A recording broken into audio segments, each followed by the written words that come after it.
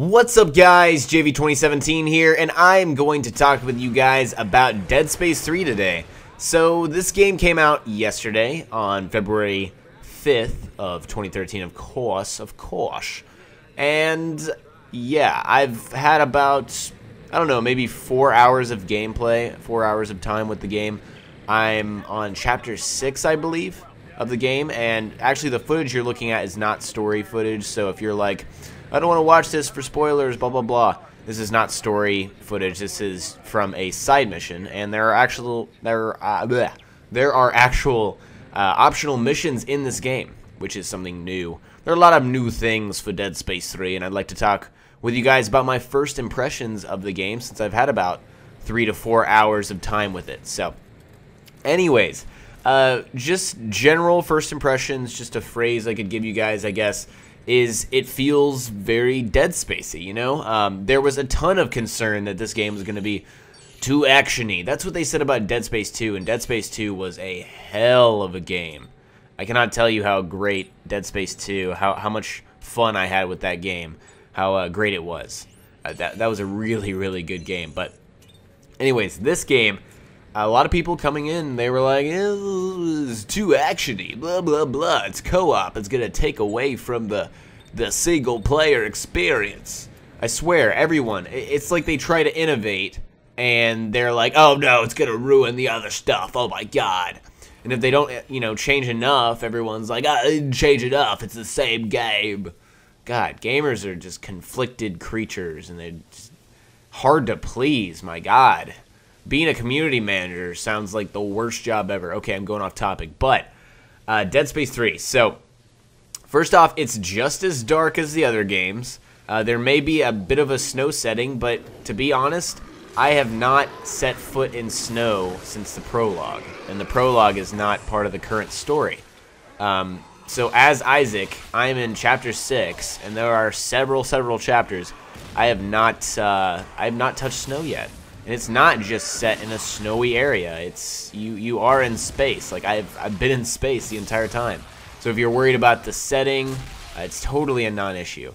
The game is beautiful. They're great environments. You know, the same old, well, not same old, but you know, a very comfortable setting that Dead Space players are used to. You know, these old, abandoned vessels, basically abandoned spaceships that, you know, are full of necromorphs. You know, that's the name of the game. Dead Space is all about slicing limbs off of necromorphs, surviving, trying to get Isaac to wherever the hell he's trying to go.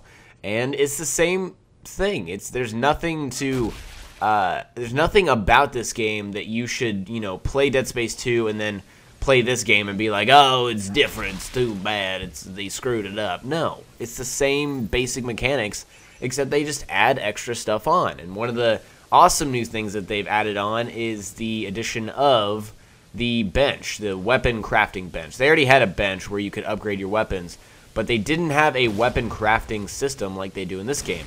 And actually there are a bunch of resources that you can actually pick up around the world. Like right there, I just picked up a transducer. I don't know what, maybe it was a transductor. I don't know, trans something. And that's one of the parts used to craft weapons and weapon parts. And we'll get to a bench very soon, so I'll be able to kind of show that off for you guys. But, yeah, it's just one of the coolest parts. And, yeah, I was going to talk about that, but then I realized, yeah, I actually show you guys. See, there's another part, semiconductor. I actually show you guys some footage here. Should be right after this door, if I remember correctly. No, it's not. Maybe I don't. Maybe I just completely lied to you people. Anyways, I have like a really, really cool custom weapon on, and you know, at first I was like, I'm just gonna use the weapons they gave me because I pre-ordered the game and I got pre-order bonuses, blah blah blah blah. They gave me some really overpowered shit, and I watched a video by one of my favorite commentators, Total Biscuit, and he, you know, he does his first impressions as well. And he was like, they give you these guns and they're really fucking good, and they take away from the experience of Dead Space. You're not supposed to have like the most badass weapon right off the bat in a game that's all about survival horror, or else it just kind of muddies the experience. And I felt like it was doing that for me, so I was like, screw that. I'm not using your easy weapons, your evangelizer, your negotiator, no matter how cool your your words are that you name your weapons with.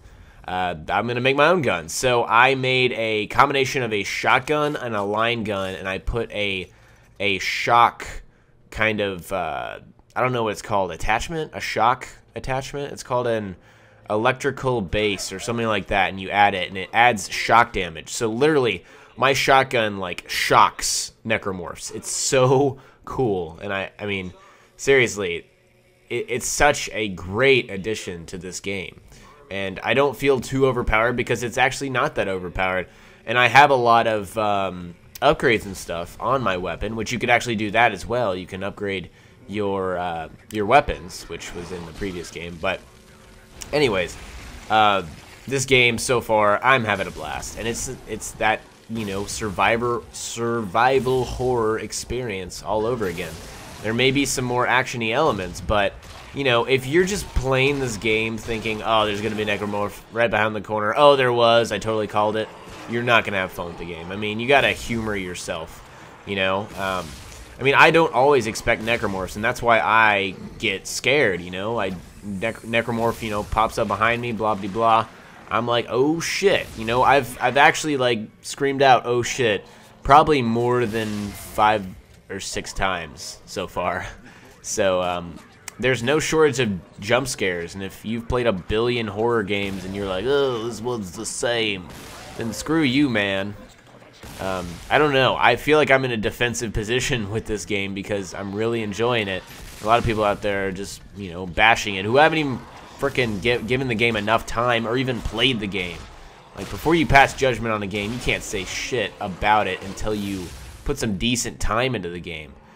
Before people should start respecting your opinion. Don't respect anyone's opinion who hasn't had enough time with a game to really experience it and give you their full thoughts, and, you know, they haven't had time to think about the game and whatnot. And, you know, the story is there.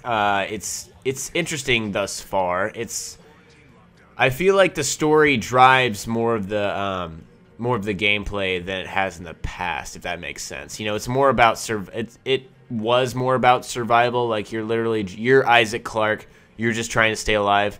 I feel like there's a little more story-driven objectives now in this game.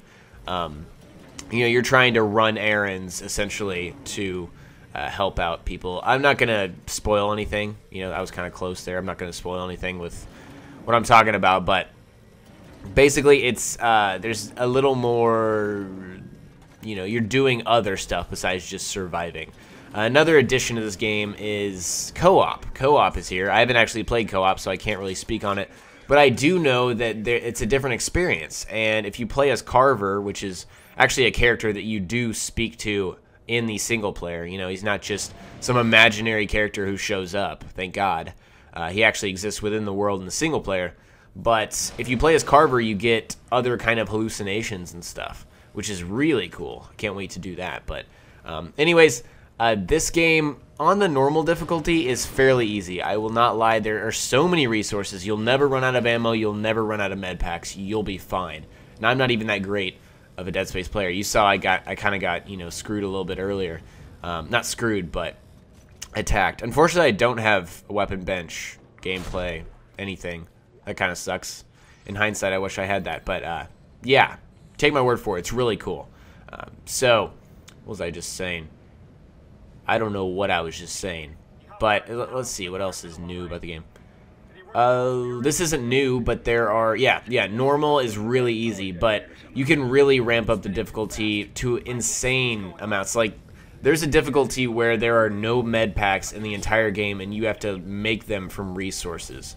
And that would be somatic gel, which is stuff that you pick up from necromorphs. So, again, just really cool elements, and anyone who tells you this game is bad and hasn't played it, they're just BKs. They don't know what they're talking about. Just slap them on the face, slap on their wrist, and tell them they're dumb. But I'm really enjoying it. Same old kind of stasis, kinesis, puzzle solving elements are still there. Again, survival, but you're kind of doing a little more errands, at least for me so far in the first 4 hours. And yeah, there have been a few points where I was like scared for my life within the game. So Anyways, hope you guys enjoyed this first impressions, first like 3 or 4 hours that I played. I was able to give you guys a little bit of insight on the game and what I think about it so far. So far, 2 thumbs up. And yeah, I'm really enjoying it. So anyways, guys, may make some Dead Space videos in the near future. Look out for those. Talk to you guys later. Peace.